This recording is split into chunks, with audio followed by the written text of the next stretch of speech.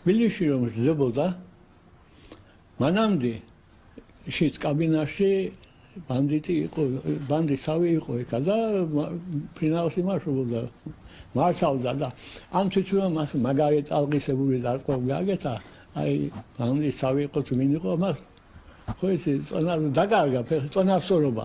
იმ დროს ქვეშ შტურმანი იყო და იმას უსრია მოკლია მაგი.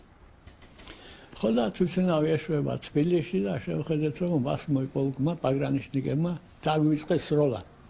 72 წვია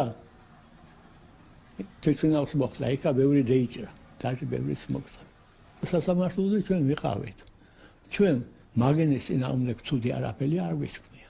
რა თქმა უნდა, მათიანებმა ჩვენ ვერ გიგვიტანეს, მაგრამ ცავდნენ ჩვენას, მაგრამ ჩვენ ცუდი არაფერი არ გვისმია.